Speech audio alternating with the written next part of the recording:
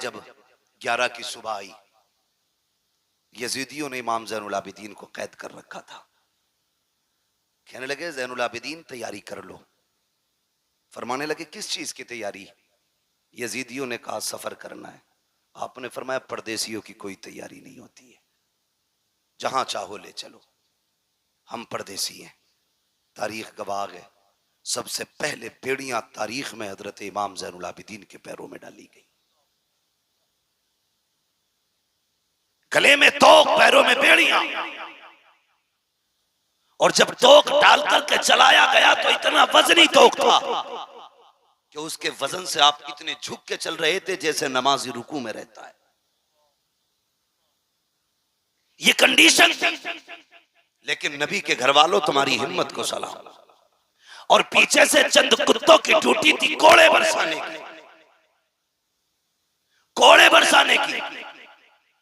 जब आप कैदी बन के चले और एक चौक से काफिला गुजरने लगा तो किसी ने देखा यार ये तो बेकसूर लग रहे हैं, इनके चेहरे का नूर बता रहा है ये बेकसूर कैदी है।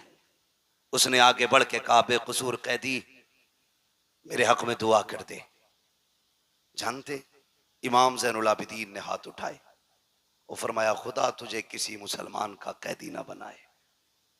जब इतनी बात कही वो तड़प गया, जनाब ये क्या बात कह रहे हैं आप? फरमाने लगे ये बहुत अच्छी दुआ है। कहने लगा क्यों? आपने अपनी कमीज उठाई, पूरी कमर खून से तर थी, खून से तर थी।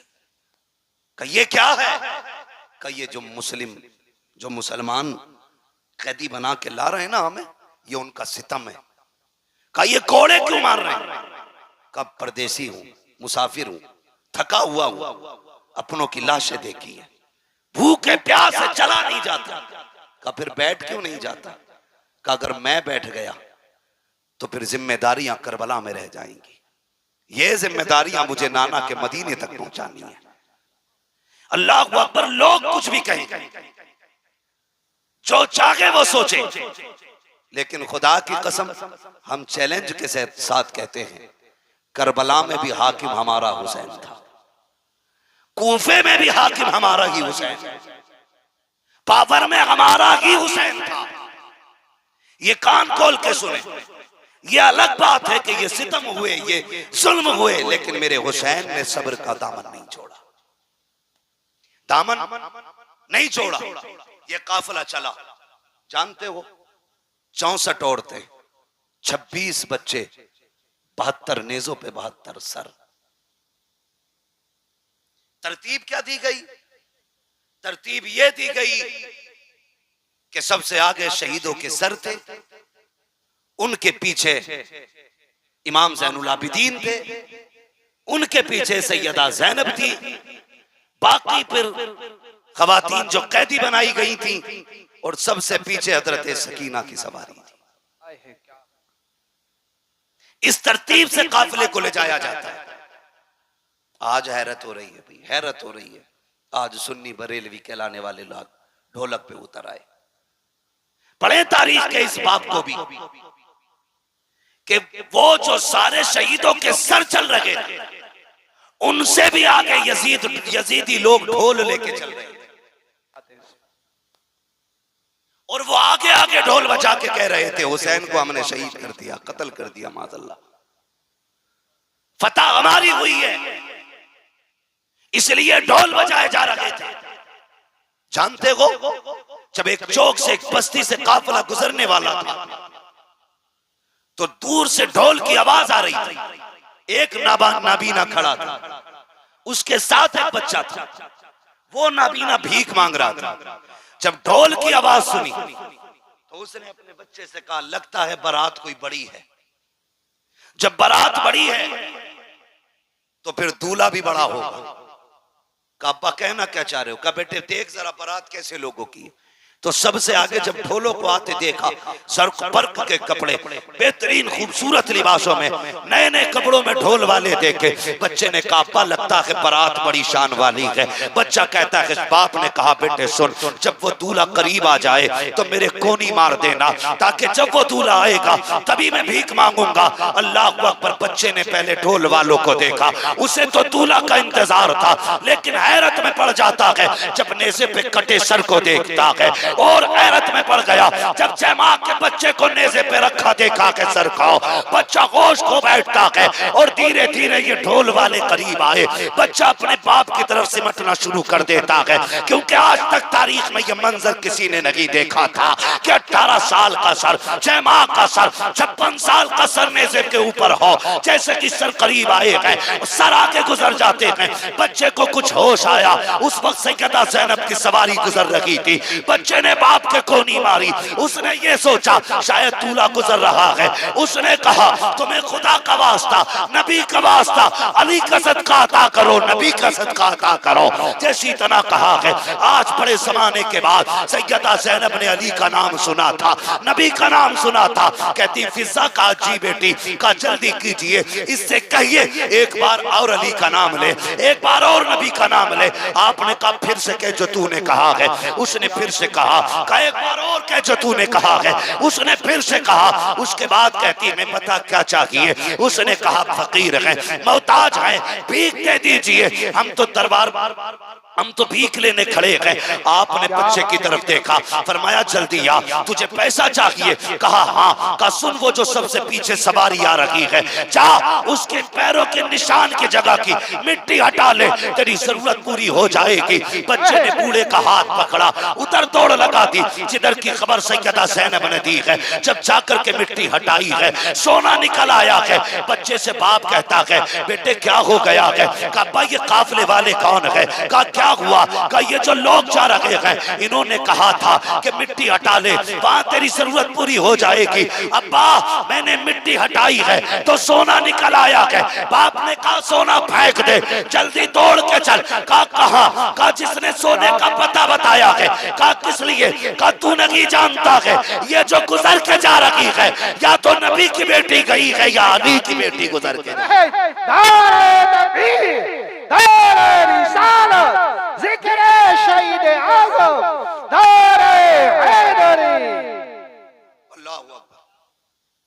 फरमाने लगी, उस बूढ़े ने कहा सुन, या तो ये नबी की बेटी गुजर के गई है या अली की बेटी गुजर के गई है। खुदा की कसम इन्हें मजबूर कहते, इन्हें कमजोर समझते। गलती ना करना, बातें बहुत सारी है मगर तवज्जो करें। इस बात को आखिरी बात समझ के सुन लें। तवज्जो है, जरा कह दें या हुसैन। जितने लोग सुन रहे हैं सारे बस वही बोलें वाह हुसैन, और जोर से बोलें वाह हुसैन। हाँ सुने बहुत गौर से, हम हाय हुसैन वाले नहीं, हम वाह हुसैन वाले लोग हैं। तवज्जो करें। ये काफिला चला, काफिला चलते चलते एक जंगल से गुजर रहा था। जंगल से जब काफिला गुजरने लगा तो एक खातून अपनी गोद में दुपट्टे में गठरी में कुछ छुपाए खड़ी थी। ये यजीदी फौजी, दौलत के कुत्ते,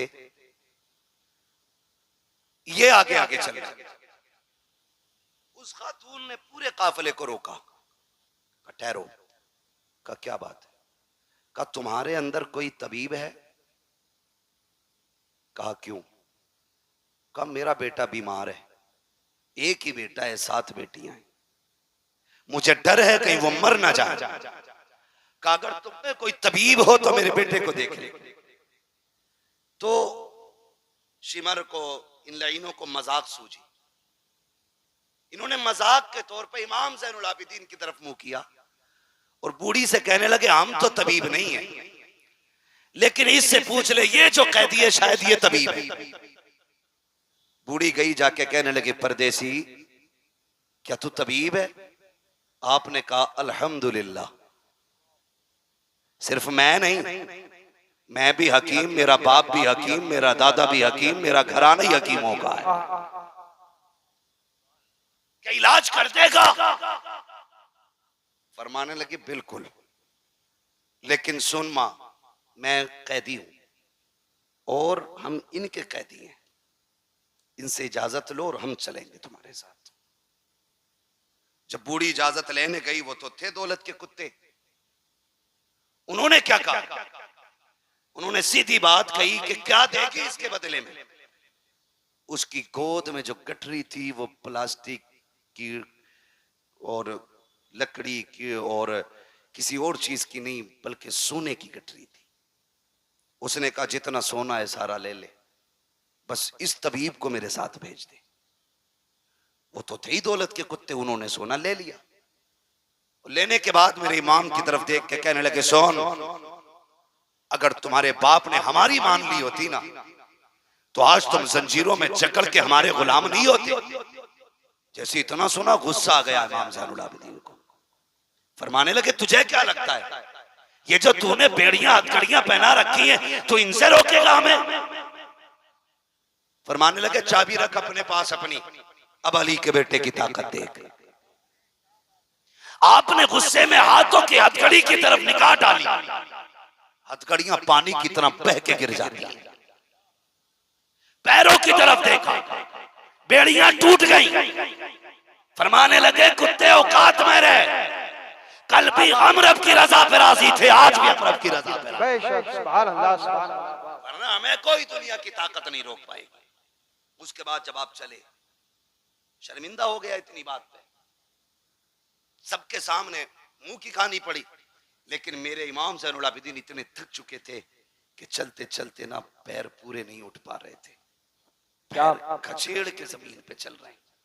इतनी ताकत नहीं बची है कि पूरा पैर उठा के रख सके, जमीन पे पैर रगड़ते जा रहे हैं। बूढ़ी आगे आगे चलते चलते जब बूढ़ी का मकान आया, तो एक बच्ची दरवाजे पे खड़ी थी। उसने कहा, माँ जी बेटी, कई से भेज दे वापस। कहा क्या हुआ? कहा जिस बेटे के लिए लेके आई थी वो बेटा खत्म हो गया। इतना सुना आह निकल गई। बूढ़ी रो के कहने लगी, सोना भी चला गया, बेटा भी चला गया। जा, मैंने तुझ पे ज्यादती की, मैं यहां तक चला के लाई, तेरा एहसान तो यहां तक आ गया, वापस चला जा। इमाम ज़ैनुल आबिदीन ने कहा, मां, दरवाजे तक आए हुए मेहमान को लौटाया नहीं जाता है, चौखट तक आने की इजाजत तो दे। बूढ़ी ने कहा, क्या करेगा बेटा, तेरा वक्त जाए होगा, तेरा टाइम खर्च होगा, तू परदेसी मुसाफिर, जाने कब का चला है, कब तक चलेगा, कुछ खाया कि नहीं खाया। ए बेटे, अब यहाँ आके वक्त जाए न कर। कहा, माँ मुझे दरवाजे तक आने की इजाजत दे। इमाम ज़ैनुल आबिदीन को इजाजत मिली। आप जैसी घर के अंदर कदम रखते हैं, क्या देखते हैं, दो बहनें बैठी हुई है, एक सर की तरफ बैठी है, दूसरी पैरों की तरफ बैठी है, दो जबान के ऊपर कपड़ा पड़ा है। एक कहती है, भैया बड़ी हसरतें तेरे साथ थी, तू हमारा इकलौता भाई था, आपने चंद जुमले सुने, रो देते हैं। एक बच्ची देख के कहती है, भाई हमारा गया है, तू क्यों रो रहा है? उसने ये कहा, जब मैंने तुम्हारे भाई को देखा तो मुझे सुगरा के अकबर की याद आ गई है, मुझे तुम्हारे सूरत को देख के अपनी मदीने वाली बहन की याद आई है। आप ये कहते हैं और उसके बाद आगे बढ़ते हैं। उस नौजवान के ऊपर से चादर उड़ाई और हटाने के बाद कहते हैं, नौजवान उठ, बहनों को रुलाया नहीं जाता है, बहनों को हंसाया जाता है। इतना कहा, नौजवान उठ के बैठ जाता है। आपने जैसी नौजवान को उठाया है, माँ कहती है, अरे बेटे ये कैसे हो गया? कहा, बेटे ये बता, माँ ये तो बता, तेरी गोद में सोना कितना था? कहा, 7 बेटियों का जेवर था। कहा, जल्दी कर, जितना सोना था उतनी मिट्टी लेके आ। पूरी मिट्टी लेके आई है। मेरे इमाम ने यूं हाथ लगाया है, सारी मिट्टी को सोना बना दिया है। उसके बाद कहते हैं, माँ बता क्या कमी रह गई है? बेटा भी मिल गया है, सोना भी मिल गया है। ये कह के पलटने लगे। बूढ़ी ने दौड़ के कदम पकड़े। कहा, ओ शहजादे जरा ठहर तो सही, अरे रुक तो जरा, बता तो सही तू है कौन, कहाँ का रहने वाला है, बता ये शाने कहाँ से लेके आया है, ये रुतबे कहाँ से मिले हैं? आप कहते, अम्मा ये ना पूछ, अब मुझे जाने दे। बूढ़ी कहती बता ना बेटे क्या मामला है। कहा वो बता बेटे वो 72 नेजों पे सर किसके थे। आपने कहा उसमें कुछ सर मेरे घर वालों के हैं, मेरे चचा के हैं, मेरे भाइयों के हैं, मेरे बाप का भी सर उसमें है, मेरे भाइयों के सर भी उसमें है। कहा बेटे एक बात समझ में नहीं आई, तूने मेरा एक जिंदा कर दिया, अपने 72 जिंदा ना कर सका, क्या राज है इसमें। आप कहते माँ मेरी मजबूरी है, अगर मजबूरी ना होती तो जैसे तेरा एक जिंदा हुआ है वैसी मेरे 72 भी जिंदा हो जाते। आपने जैसी इतना कहा। बूढ़ी कहती बेटे समझ में नहीं आया। कहा माँ सुने यहाँ समझ में नहीं आएगा, वहां चल जहां नेजों पे सर है सारी चीजें समझ में आ जाएंगी। बूढ़ी फिर वापस आई है। कहा बेटे अब बताना, मेरा इमाम उस नेजे के पास आया जिस नेजे पे इमाम अली मकाम का सर रखा हुआ है। आप बाप के सर के पीछे खड़े हुए और कहते हैं अब्बा जी वो कुरान पढ़ के सुनाओ जो करबला से यहाँ तक पढ़ के सुनाया है, फिर से वो तिलावत सुनाओ जो करबला से यहाँ तक सुनाई है। मुअर्रिखीन ने लिखा है कि सरे हुसैन नेज़े पे खुद घूमा, रुख हुआ ज़ैनुल आबिदीन की तरफ और सूरह रहमान की तिलावत शुरू हो जाती है। सूरह रहमान की तिलावत मेरे इमाम के सर ने की है। आप कहते अम्मा अब कुछ समझ में आया कि नहीं। माँ कहती मैं नहीं समझी। मेरा इमाम कहता है ए माँ जिंदा वो किए जाते हैं जो मर जाया करते हैं, जो पहले से जिंदा होते हैं वो जिंदा नहीं किए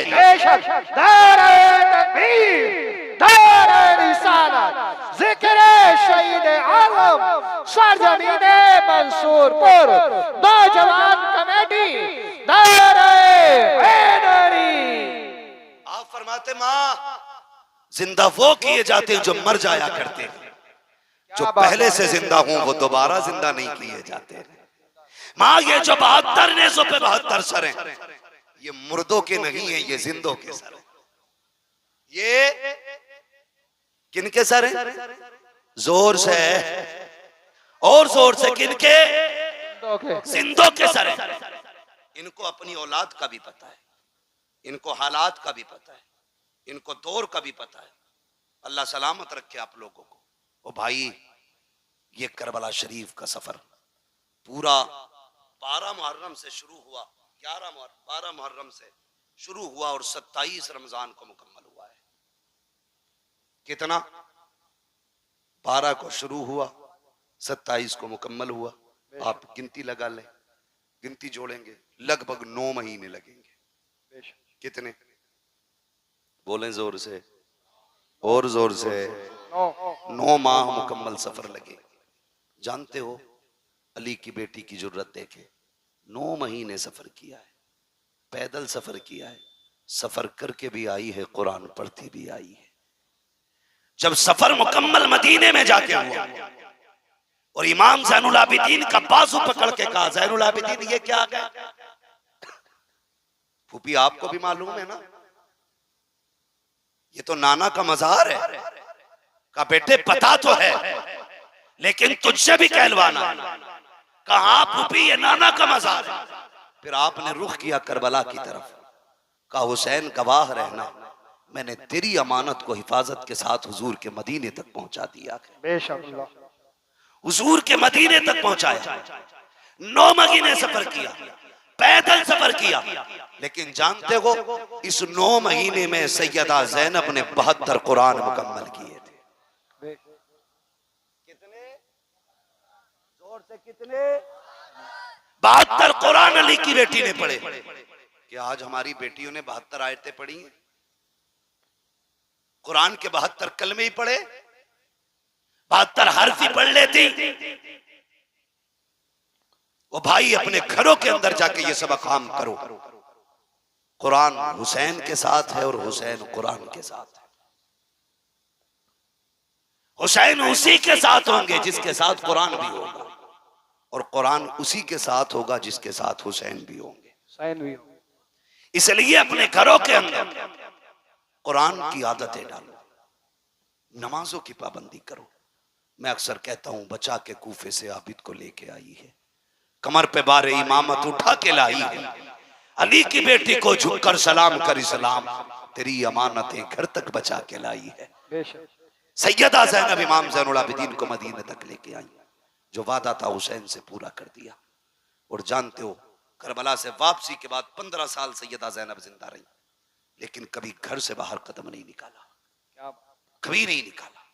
यहां तक कि पड़ोसियों ने भी आपको निकलते नहीं देखा। हद तो तब हो गई जब शोहर ने कहा दवा ले ले, डॉक्टर तबीब से मिलने। फरमाने लगी नहीं, मैं जहरा की बेटी हूं, मैं पर्दा नहीं तोड़ूंगी।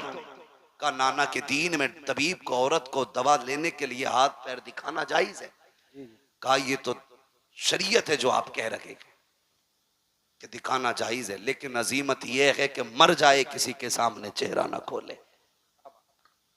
हमने अजीमत हुसैन से करबला में सीखी। कहा कैसे? कहा जब लाशों पे घोड़े दौड़ रहे थे, हमें हुसैन ने मना कर दिया था कि कुछ भी हो जाए मुस्तफा की शरीयत नहीं छोड़नी है। खुदा की कसम 15 साल जिंदा रही, कभी घर से कदम नहीं निकाला, और जमाने को दिखा दिया कि अली की बेटियां पर्दा कैसे करती हैं। आज हम पे भी लाजिम है हम अपने घरों के अंदर पर्दे को आम करें।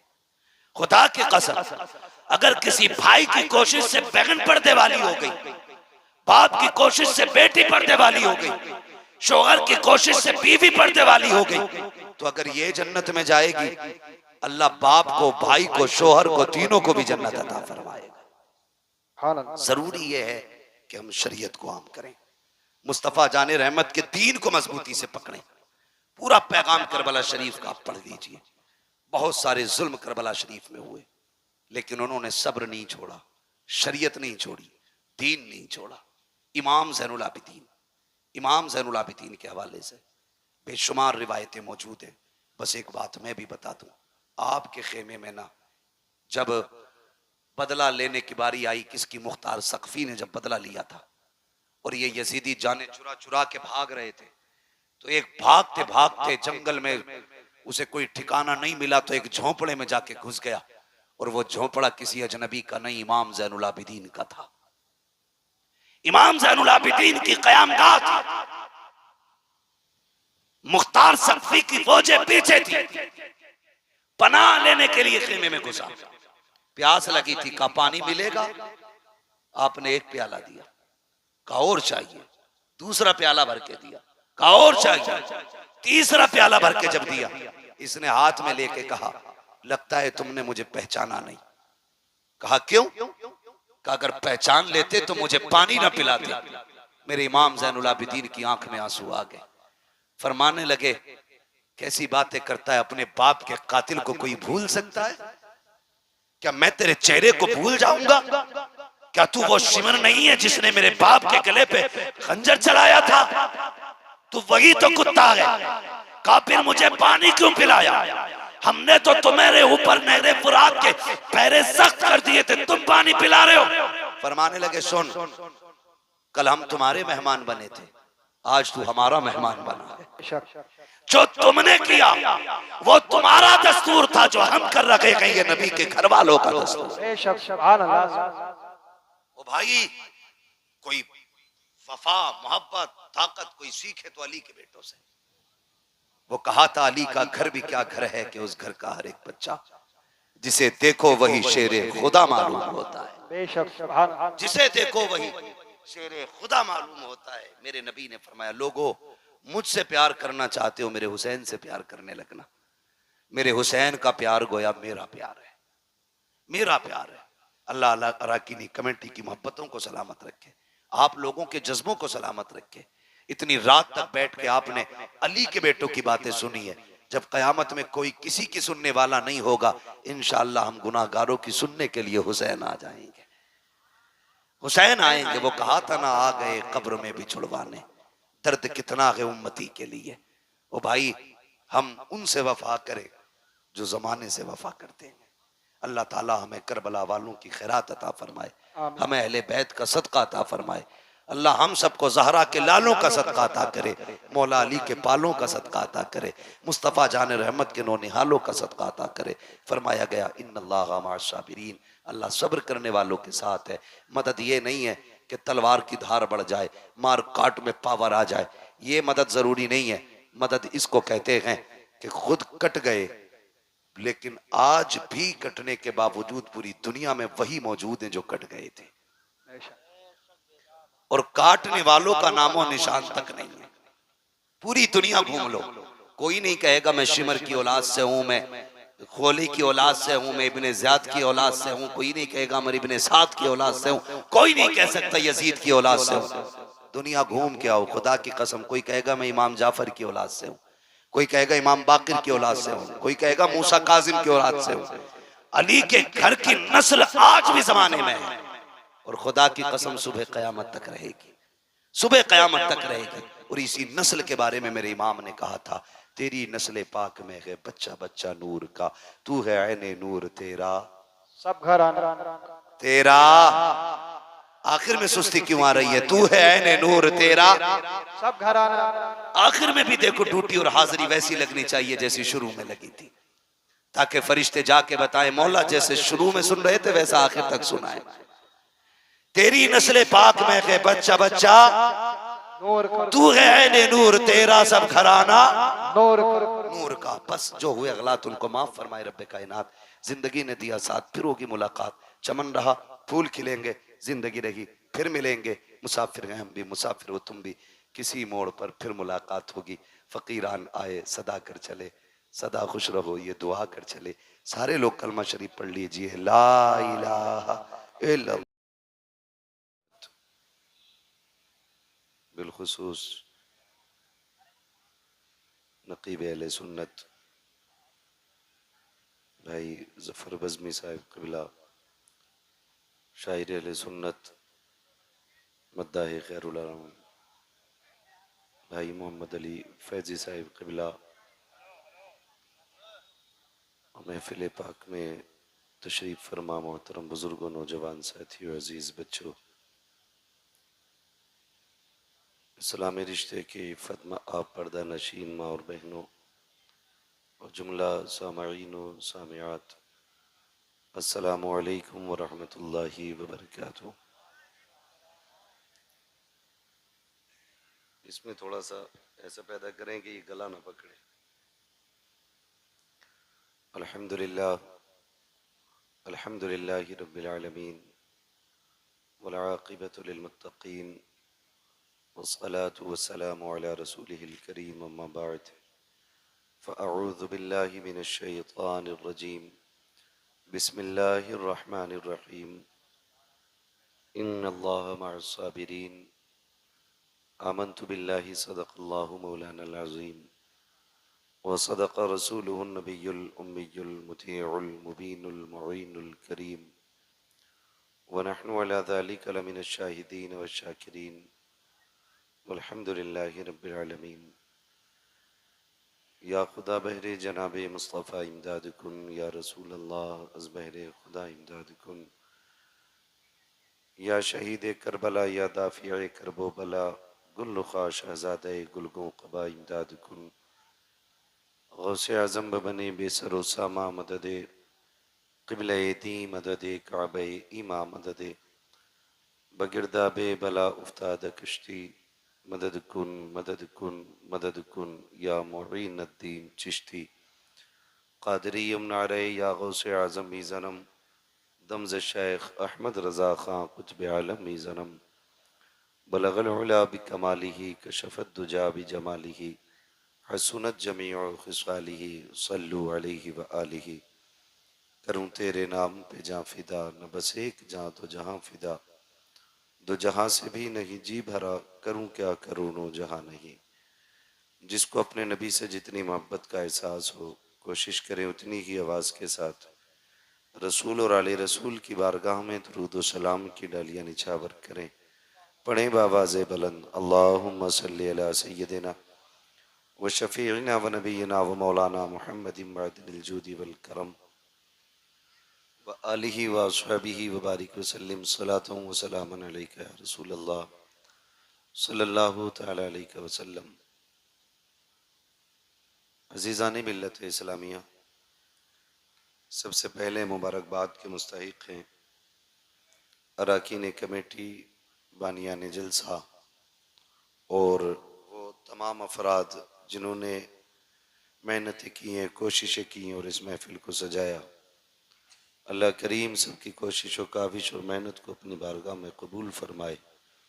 और जितने अहबाब भी दूर दराज से इस महफ़िल पाक में तशरीफ़ लाए, अल्लाह रब्बुल इज़्ज़त सबकी हाज़िरी को अपनी बारगाह में कबूल व मकबूल फरमाए।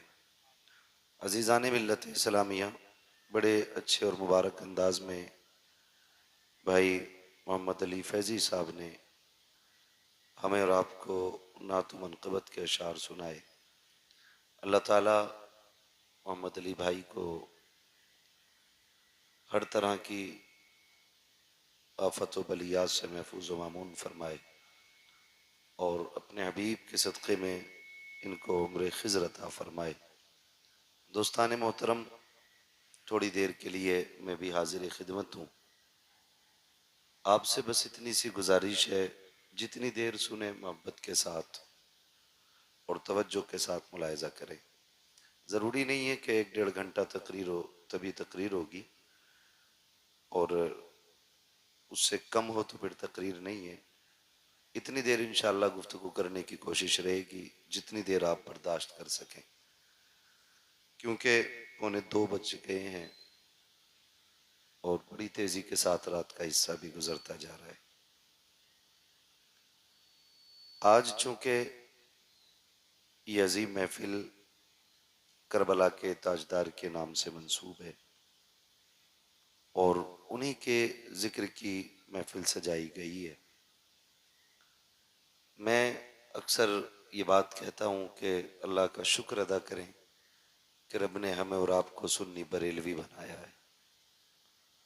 और बरेलवियों का अपना मुकद्दर ये है कि उनके दामन पर न हुजूर के सहाबा की तौहीन का दाग है और न हुजूर के अहले बैत की गुस्ताखी का दाग है। बरेलवियों की ये अपनी खुशनसीबी है कि हम हुजूर के सहाबा से भी प्यार करते हैं और हुजूर के अहले बैत से भी प्यार करते हैं। यही सबक हमें बरेली के इमाम ने दिया। वो फरमाया, अहले सुन्नत का है बेड़ा पार असहाबे हुजूर, नज्म है और नाव है इतरत रसूलुल्लाह की। जन्नती वही है जिसके एक हाथ में अहले बैत का दामन, दूसरे हाथ में हुजूर के सहाबा का दामन है। बड़ी तेजी के साथ तरह तरह के फितने हमारी सफ़ों में, हमारी जमातों में दाखिल होते जा रहे हैं, जिनको हम पहचान भी नहीं पाते हैं। नौजवानों, मेरी गुजारिश है, जब तक जिंदा रहना हुजूर के सहाबा से भी वफा करनी है, हुजूर के अहले बैत से भी वफा करनी है, और दुनिया को यही पैगाम देना है, ना हम हुजूर के दर वालों को छोड़ेंगे, ना हम हुजूर के घर वालों को छोड़ेंगे। हुजूर के दर वाले भी हमारे हैं और हुजूर के घर वाले भी हमारे हैं। याद रखिएगा, अगर सहाबा को छोड़ा, क्योंकि बहुत सारी ऐसी टीमें आ रही हैं, कोई सहाबा की आड़ में अहले बैत की तौहीन कर देता है, कोई अहले बैत की आड़ लेकर के सहाबा इकराम को गाली बकना शुरू कर देता है। याद रखिएगा, नबी का अबू बकर भी बेमिसाल है, नबी का उमर भी बेमिसाल है, नबी का गनी भी बेमिसाल है, नबी का अली भी बेमिसाल है। ये हुजूर के यार हमें इसलिए प्यारे हैं क्योंकि ये हुजूर से मंसूब है, और हुजूर के घर वालों को भी हम इसलिए चाहते हैं क्योंकि वो हुजूर की जात से मंसूब है। शुक्र रब का हम बरेली वाले हैं। जात तो बड़ी बात है, रिश्ता भी बड़ी बात है। हम तो हुजूर के शहर से मंसूब मिट्टी को भी सर का ताज बनाते हैं। हमें अपने नबी से इतना प्यार है, अगर कोई हमसे आके कहे कि मैं हुजूर के शहर से मिट्टी लाया हूं, तो हम अपनी पहली ख्वाहिश ये जाहिर करेंगे कि मर जाएं तो हमारे माथे पे लगा देना, दफन करो तो कब्र में कफन पे लगा देना, इसलिए कि शहर नबी की मिट्टी है।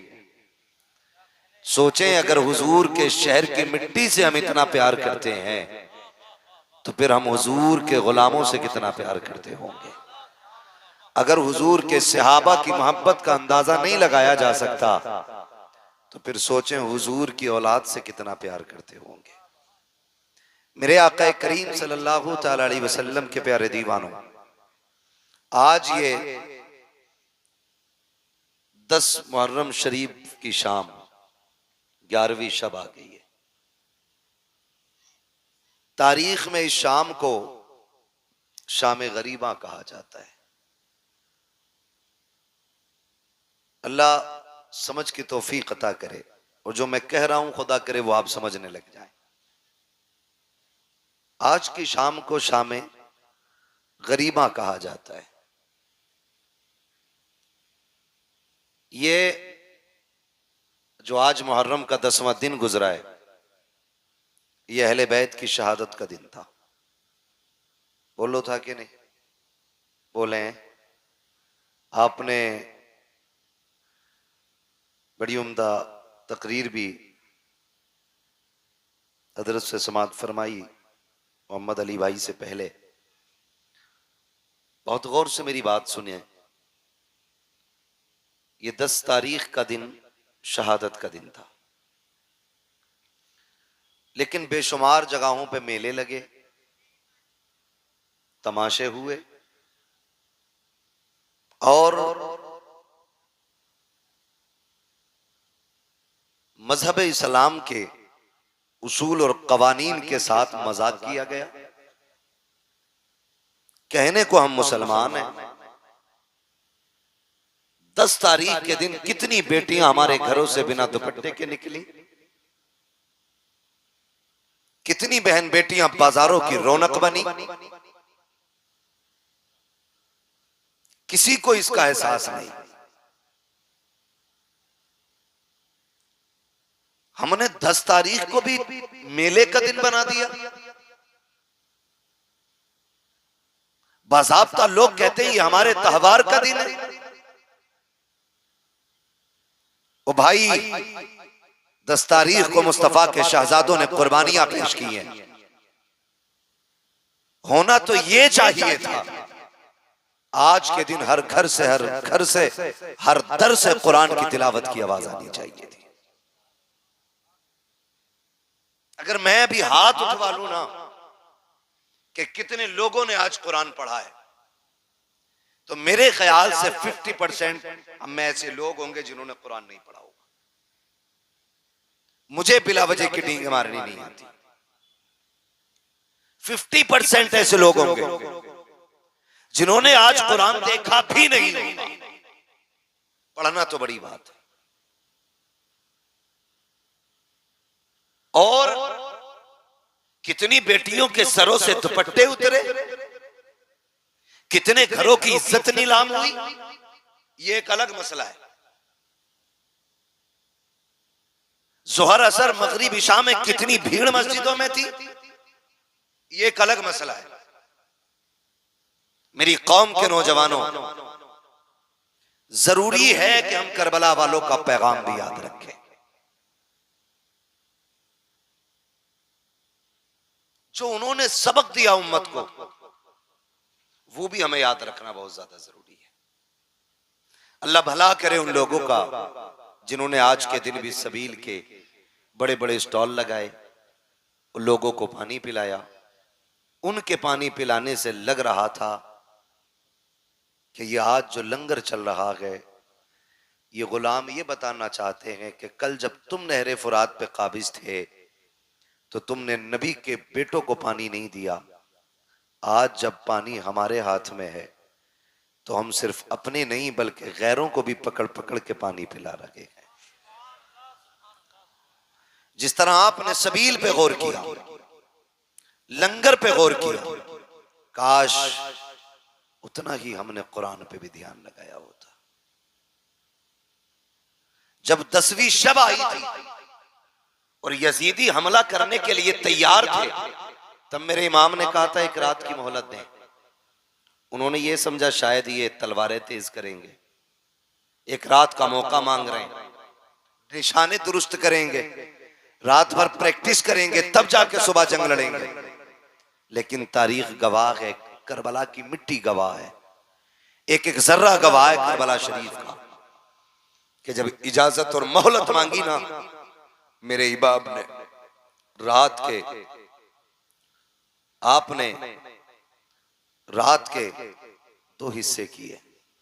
एक हिस्से में नमाज को रखा, दूसरे हिस्से में तिलावत को रखा।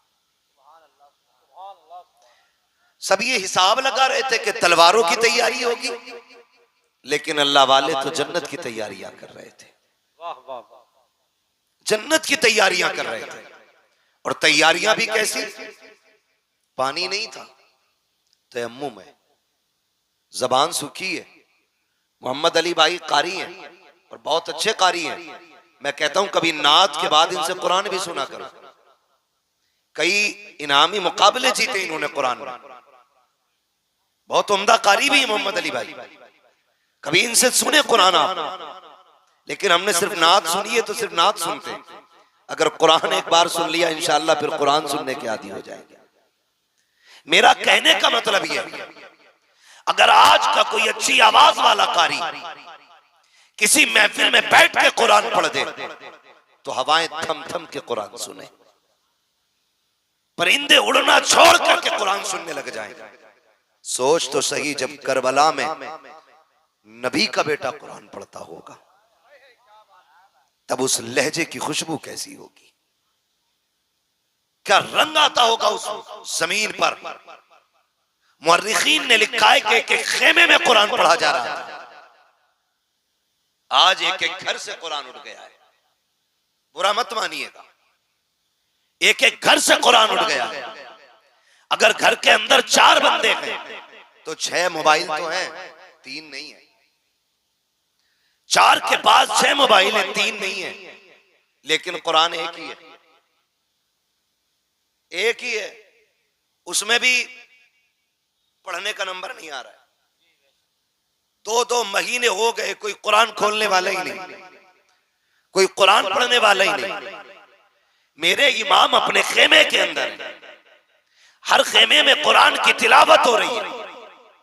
हुसैन की शहजादी सैयदा सकीना आई, कहने लगी बाबा क्या मैं कुरान नहीं पढ़ूंगी? मेरे इमाम ने कहा बेटी आओ तुम्हें हम कुरान पढ़ाते। मैं उस बच्ची की बात कर रहा हूं जिसकी उम्र में भी इख्तिलाफ है। बाज ने 4.25 साल लिखा है, बाज ने 7 साल उम्र लिखी है। अगर 7 साल भी मान लो तो ये वो छोटी बच्ची थी जो काफिले में सबसे छोटी थी, लेकिन इसको भी शौक हुआ कुरान पढ़ने का। इसको भी शौक हुआ कुरान पढ़ने का। उन्होंने कुरान की पाबंदी की, फजर तक कुरान पढ़ा, फजर की नमाज अदा हुई। फजर की नमाज के बाद फिर जब आमिर इब्ने साद की जानिब से जंग का आगाज हुआ, यके बाद दीगरे जाने जाती रही। जब जानों की कुर्बानियां होती रही, याद रखिएगा हुसैन के साथ में मुस्तफा के 9 सहाबा भी आए थे। कितने सहाबा बोले? कितने? 9 सहाबा। कितने? जोर से कितने? 9 सहाबा भी मुस्तफा के थे। लेकिन उनकी मोहब्बतों को सलाम सहाबा इकराम ने उस वक्त तक खानदाने नबुव्वत के किसी फर्द को जाने नहीं दिया जब तक अपनी जानों की कुर्बानियां पेश नहीं कर दी। जब जानिसार जाने लुटा चुके फिर अहले बैत अतार की बारी आई। फिर अहले बैत अतार की बारी आई। उनमें भी आप देखें कई बार आएंगी जमातें, टीमें आएंगी, कहने लगी हजरत अली को उनसे इख्तिलाफ, हजरत उमर को उनसे इख्तिलाफ, अबू बकर सिद्दीक को वो नहीं मानते, उमर को वो नहीं मानते। आप खुद फैसला करें। मेरे इल्म के मुताबिक मैदान करबला में हजरत अली के 6 बेटे मौजूद थे। कितने? 6। जोर से कितने? और बोले कितने? 6 बेटे हजरत अली के मौजूद थे। जो बताना चाहता हूं वो ये बात है कि उनमें एक बेटे का नाम अबू बकर इब्ने अली है, दूसरे बेटे का नाम उमर इब्ने अली है, तीसरे बेटे का नाम उस्मान इब्ने अली है। अब मुझे एक बात बताओ, अगर मुझे आपसे नफरत है तो मैं आपके बेटे के नाम पे अपने बेटे का नाम रखूंगा? आप रखोगे? नफरत अगर होती है तो नाम नहीं रखे जाते। ये नफरत की तो वजह है जो किसी का नाम यजीद है, है तुम्हारे गांव में कोई यजीद? बोले है, सुना कहीं नहीं है ना? क्यों? क्योंकि नफरत इतनी है लोगों को यजीद से, कोई अपने कुत्ते का नाम भी यजीद रखना नहीं चाहता। और हर घर में झांक के देखो, हर घर में एक हुसैन जरूर मिलेगा। वाह वाह वाह वाह। हर घर के अंदर एक हुसैन मिलेगा, एक एक घर में कई कई हुसैन मिलेंगे। वजह क्या है? वजह यह है कि उनकी मोहब्बत का चिराग दिल में जल रहा है। सुभान अल्लाह। दिल में जल रहा है, इनके दरमियान मोहब्बत थी, तभी तो नाम रखे गए, तभी तो नाम रखे गए। और मैं तो चैलेंज करता हूं राफजियों की उन नाजायज औलादों को कि जो कहते हैं ये आपस में मुख्तलिफ थे, अलग थे। तारीख का ये बाब उठा करके देखो, जब अली के निकाह की बारी आई है तो रिश्ते का मशवरा देने वाला उमर है, और जिसने निकाह में जगेज दिया है उस जात को सिद्दीक अकबर कहा जाता है, जिसने निकाह का खर्चा उठाया उस जात को उस्मान गनी कहा जाता है। नारे तकबीर, नारे रिसालत, अज़मते अहले बैत, अज़मते सहाबा। वाह वाह वाह, क्या बात। इनमें तो इतना प्यार था, इनमें इतना प्यार है। और ये जिसकी ना असल का पता ना नस्ल का पता, ये झगड़े बता रहा है। शर्म आनी चाहिए, गैरत आनी चाहिए। मैं इसीलिए कहता हूं शुक्र है मेरे रब का, शुक्र है मेरे रब का कि रब ने हमें बरेलवी बनाया है। बोले सुभान अल्लाह। सारे बरेलवियों से मेरी गुजारिश है, शुक्र है रब का कि रब ने हमें बरेलवी बनाया है। और मैंने पहले ही कही कि बरेलवियों का दामन न अहले बैत की तौहीन से दागदार है, न हुजूर के सहाबा की तौहीन से दागदार है। यके बाद दीगर शहादतें होती रही, यहां तक के फिर अहले बैत अतहार की बारी आई, अली के घर के शहजादों की बारी आई, अकबर, कासिम, अब्बास, सोनो, मोहम्मद, यके बाद दीगर शहीद होते रहे। फिर ताजदारे शहादत, शहीदों का इमाम, मेरा इमाम, इमाम अली मकाम मैदान करबला गए, अपनी भी जान का नजराना पेश किया। और आपने पूछा मालिक बता तू राजी है कि नहीं? आवाज आई, या अय्यतुहन नफ्सुल मुतमइन्ना इरजिई इला रब्बिकी रादियतम मर्दिया फदखुली फी इबादी वदखुली जन्नती। अल्लाहु अकबर। शहादत इमाम हो गई।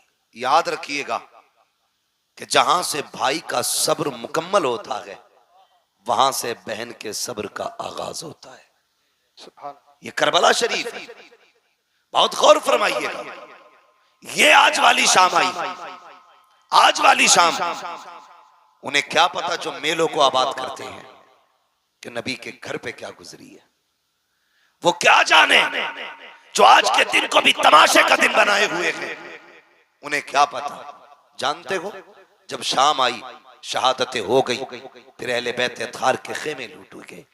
जब खेमे लूटे गए, जो बचे कुछ खेमे थे आग लगाई गई। लेकिन तारीख गवाह है, खुदा की कसम खेमे जल रहे थे लेकिन सैयदा ज़ैनब के सर की चादर नहीं उतरी थी। चादर सैयदा ज़ैनब के सर की नहीं उतरी थी। यहां तक मुअर्रिखीन ने लिखा है आधा खेमा जल चुका है, आधे का कपड़ा पड़ा है। उधर हजरत ज़ैनब ने अपने वजूद को उस कपड़े के आड़ में छुपा रखा है कि घर जले तो जल जाए लेकिन अहले बैत के घर की चादर सर से नहीं सरकनी चाहिए। जरा ये चीजें ज़हन में रखें। फिर क्या किया गया? उन यजीदियों ने कौन सा सितम न किया, बड़े सितम किए गए, लूटा गया खेमों को।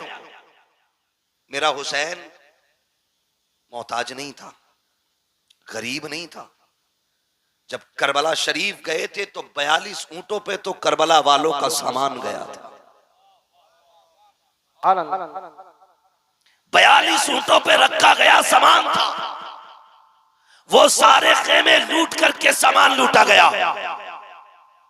जानते हो जब शाम हुई फिर सारी लाशों को मैदान में डाल करके उन पर घोड़े दौड़ाए गए। यही शाम गरीबा, जब लाशों पर घोड़े दौड़े। कोई माई का लाल बता नहीं सकता सैयदा ज़ैनब ने पर्दा छोड़ करके लाशों की तरफ दौड़ लगाई हो।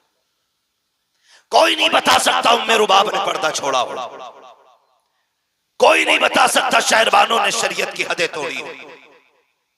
आज मुहर्रम के नाम पे गुंडागर्दी, मुहर्रम के नाम पे अय्याशियां बदमाशियां, मर के पता चलेगा हुसैनी कौन था, यजीदी कौन था। क्या किरदार बदलो अपने। ओ भाई, लाशों पे घोड़े दौड़ते रहे, अहले बैत ने पर्दा नहीं छोड़ा, नबी के घर की बेटियों ने पर्दा नहीं छोड़ा, लाशों की हड्डियां तोड़ी गई, हद हो गई। फिर बात वो आ गई कि जब लाशें वीरान कर दी गई, फिर सैयदा ज़ैनब ने रज़ी अल्लाह ताला अन्हा सारी लाशें इकट्ठा की, एक जगह रखी ला करके, एक जगह। कितना मुश्किल काम था।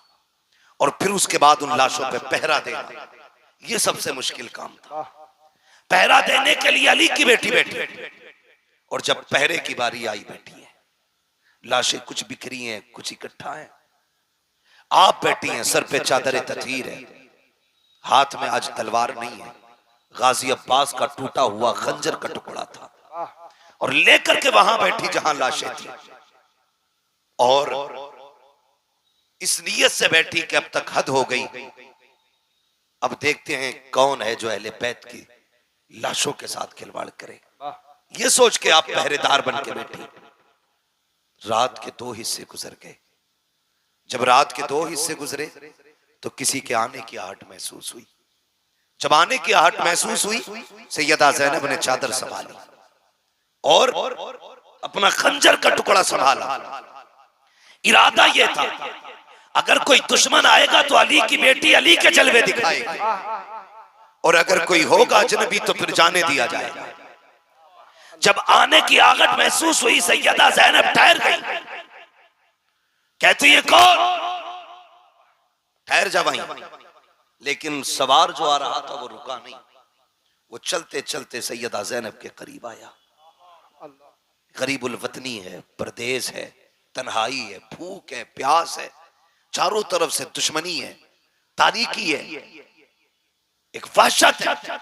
जब वो करीब आया, उसने आने वाले ने कहा, बेटी तू कौन है? जैसी लफ्ज़ बेटी कहा ना, तो सैयदा ज़ैनब के हिचकी बंद गई। फरमाने लगी, कौन है ये अजनबी जो हमें बेटी कह के आवाज दे रखा है? यहां तो कोई हमें पानी पिलाने वाला नहीं, आने वाले तू है कौन? फरमाने लगे, बेटी तू बता तू कौन है? आप कहती हैं मुझे ज़ैनब कहा जाता है, मैं फातिमा ज़हरा की बेटी हूँ, अली की शहजादी हूँ। कहा कैसे बेटी हो? कहा अपनों के जनाजों पे पहरे दे रही हो। कहा बेटी ये जनाजे किसके हैं? अल्लाह अकबर। सैयदा ज़ैनब ने कहा था, आने वाले ये जो सामने जनाजा पड़ा है, ये राकिब दोष पैगंबर का जनाजा है। कहा ये जो 18 साल जवाना है, जनाजा है, ये किसका है? कहा ये अकबर का जनाजा है। कहा ये छोटी सी कब्र किसकी है? ये जमा के असगर की खबर है। अल्लाह अकबर। जैसे इतना सुना के आने वाले ने कहा, बेटी अल्लाह तुम्हारा हाफिज है। ये कह के जब आने वाला जाने लगा, पढ़ करके सैयदा ज़ैनब ने सवारी को रोका, कहा बाद में जा, पहले बता तू है कौन? यहाँ कोई अपना कहने वाला नहीं है, तूने बेटी कह के आवाज दी है। आने वाले ने कहा, बेटी पहचाना नहीं, मैं कोई और नहीं बल्कि तुम्हारा नाना मोहम्मद रसूलुल्लाह। बस लगे आला हज़रा, जिक्र शहीद आज़म, नौजवान कमेटी सरजमीने मंसूर पर हज़रत अल्लामा मुफ्ती हम्माद रज़ाई किबला दारे हैदरी। ओ भाई, फरमाने लगे मैं तुम्हारा नाना हूं। सैयदा ज़ैनब मुतमईन रही, मुतमईन रही। फिर ख्याल आया कि हुसैन ने कहा था कि मेरी सकीना मेरे बगैर सो नहीं पाती है, देखूं तो सही सकीना का हाल क्या है।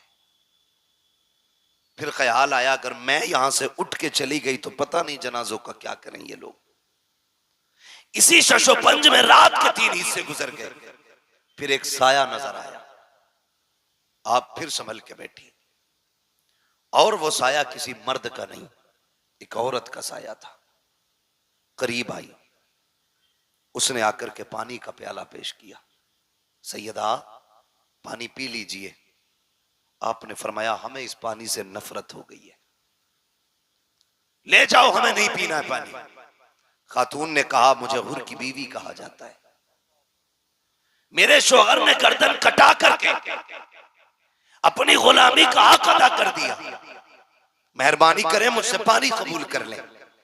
जब इतनी बात कही, सैयदा ज़ैनब ने कहा सुनो, जिनके 18 साल के शहजादे प्यासे चले गए हों उन्हें पानी कैसे अच्छा लगेगा, जाओ ले जाओ ये पानी। लेकिन वो खातून जानती थी सैयद को अगर खातून जन्नत का वास्ता दो तो वो कभी टाला नहीं करते। उन्होंने कहा आपको आपकी अम्मी का वास्ता ये पानी कबूल फरमा ले। आपने पानी लिया, उठी, ख्याल आया मेरी सकीना सबसे ज्यादा प्यासी है, सकीना सबसे ज्यादा प्यासी है, ये सोच करके आप खेमे में आई। जब खेमे में आके देखा तो हजरत सकीना नहीं थी। आवाज दी सकीना सकीना, पता नहीं चला। फिर खेमे से बाहर निकली, ख्याल आया कहीं यजीदियों ने बच्ची को उठा तो नहीं लिया, कहीं सितम करके कत्ल तो नहीं कर दिया। ये यजीदी है, इनसे कुछ भी उम्मीद की जा सकती है सिवाय भलाई की उम्मीद के। ये सोच करके बेकरार होके पलटी, बाहर आवाज दी सकीना, तो जहां मक्तल में लाशें पड़े थे वहां से हल्की सी आवाज आई, पुपी यहां आओ, मैं यहां हूं। अल्लाह अकबर, कहीं जाके देखा तो जहां मेरे हुसैन का लाशा था वहां सैयदा सकीना ने पैरों पे सर रख के लेटी हुई है, पैरों पे सर रख के। बाप बेटी का रिश्ता अलग होता है। आप भी परदेश जाते हो, खुदा की कसम बेटियां अगर छोटी होती हैं उस वक्त तक नहीं सोती हैं जब तक बाप के सीने पे सर रखने जगह न मिल जाए। ये हुसैन की सकीना फरमाती कि मैं गई बाबा के पैरों पे सर, मैंने हाथ पकड़ा, बेटी यहां कैसे आ गई? का पूरी रात को नींद नहीं आ रही थी। मैंने कहा अब्बा तेरी बेटी को नींद नहीं आ रही है, आके सुला दीजिए। कहा मैंने इतना कहा था, इतने में मक्तल से आवाज आई, बेटी यहाँ आ मैं तुझे सुला दूं। कहती बेटी लाशों पे घोड़े दौड़ चुके हैं, किसी लाश की पहचान नहीं हो रही है, तुझे कैसे पता चला कि ये तेरे बाप का लाशा है? हजरत सकीना ने कहा था मैं इसी ढेर पे आई, इसी जगह पे आई, मैंने आके सारी लाशों को देखा, सब एक जैसी लाशें नजर आई। मैंने कहा अब्बा कहाँ हो? कहा फूफी इसी लाश के बाजू उठे थे, इसी ने हाथ उठा के कहा था आ बेटी मेरी सीने से लग जा। कहा बेटी फिर पैर से क्यों लेटी? कहा मेरे बाप के सीने पे इतने जख्म थे कि सर रखते हुए दुख हो रहा था, अगर मैं सीने पे सर रख देती मेरे बाप को तकलीफ हो जाती। एक पैर के तलवे ऐसे थे जहां पे जख्म नहीं था, इसलिए मैंने सर रखा सो गई। कहा बेटी आओ तो सही, खेमे में लेके आई है। कहा फूफी बात क्या है? कहा लो बेटी 3 दिन की प्यास है, पानी पी लीजिए। अब मेरे घर हुसैन के घर की तरबियत देखें। सैयदा सकीना कहती है फूफी जान प्यास तो आपको भी लगी है, आपकी भी 3 दिन की प्यास है, ये पानी आपने क्यों नहीं पिया? हजरत ज़ैनब कहती है ए सकीना जिन घर के बच्चे प्यासे होते हैं उस घर के बड़े पानी नहीं पिया करते हैं। इतना सुनना था, हजरत सकीना ने प्याला हाथ में लिया और दौड़ लगाई मक्तल की तरफ। हजरत ज़ैनब ने कहा था सकीना कहाँ जा रही हो? कहा फूफी अभी आपने कहा था जिस घर के बच्चे प्यासे होते हैं उस घर के बड़े नहीं पीते हैं। कहा भी मुझसे छोटा मेरा असगर प्यासा है, ये पानी पहले उसे पिलाया जाएगा। ये कह के दौड़ लगाई, ठोकर लगी, पानी गिर जाता है, आवाज आती है सलामुन अला सब्र सकीना, सलामुन अला सब्र अहले बैत मोहम्मद। नबी के घर वालों तुम्हारे सब्र को सलाम हो, हुसैन की सकीना तेरी जुर्रत और हिम्मत को सलाम।